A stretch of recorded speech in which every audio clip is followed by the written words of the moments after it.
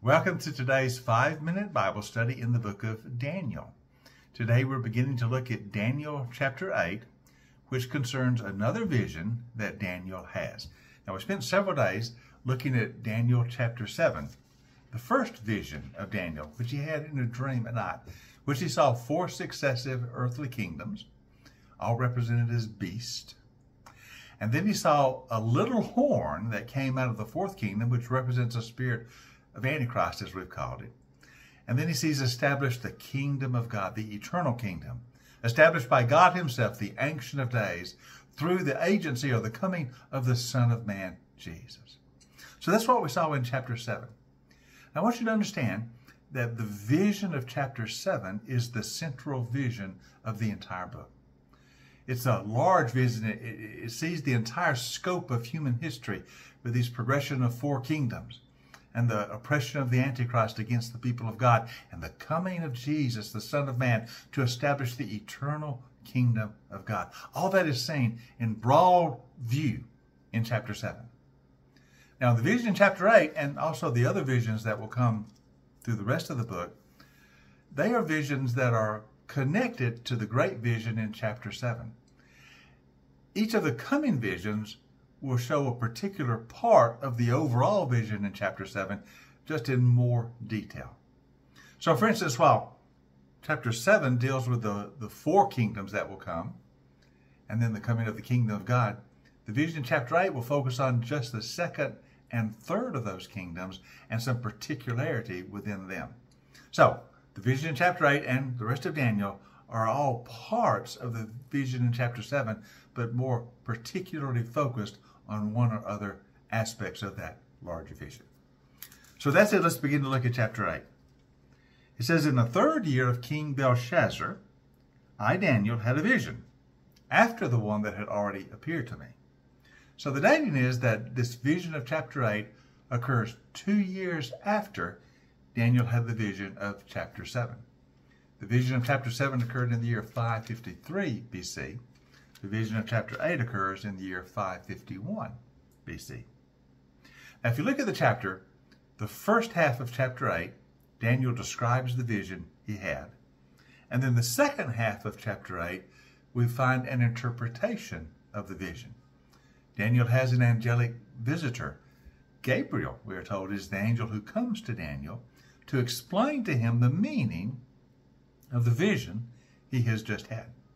Now, this makes it very easy to interpret this vision because Gabriel gives us so much of the interpretation. So very helpful. But let's begin to look at the vision in some particularity. Daniel says, "In my vision I looked up, and I saw a ram who had 2 horns. The horns were long. One of the horns was longer than the other, but the other grew up later.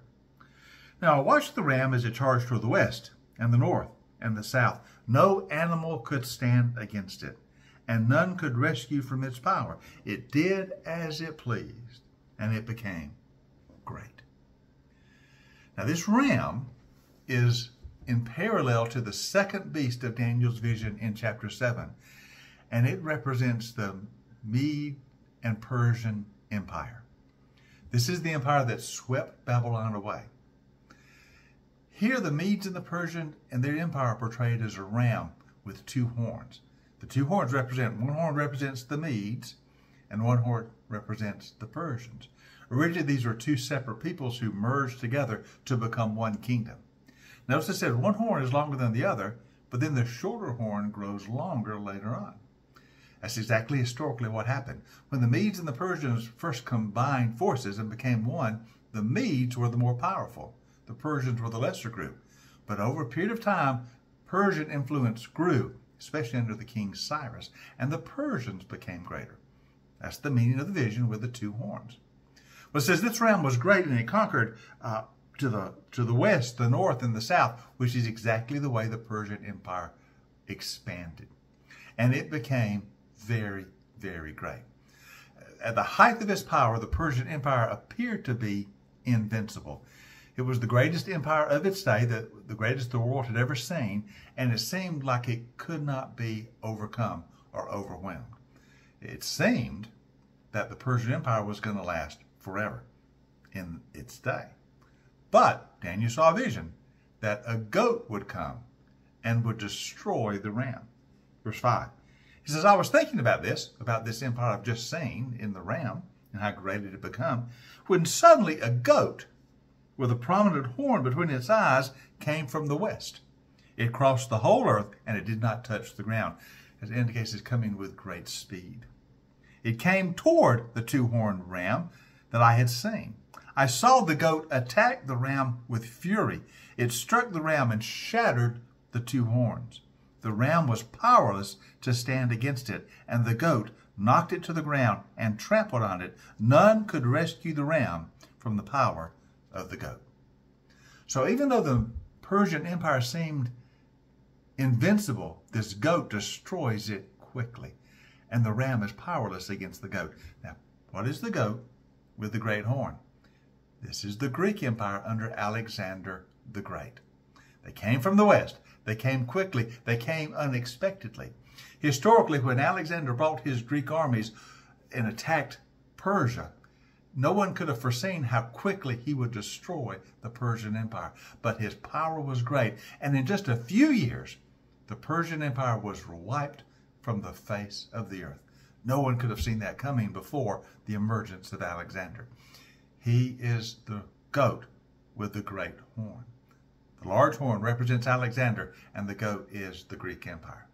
So far in this vision, we've seen the coming of the Medes and the Persians, and then the coming of the Greeks under Alexander.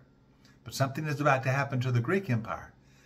That's what occurs next after Alexander dies, but we'll look at that tomorrow. So join us next time for our 5-minute Bible study as we continue looking at the coming of the Greek Empire and how Daniel sees that in his vision. So join us next time for our 5-minute Bible study in the book of Daniel.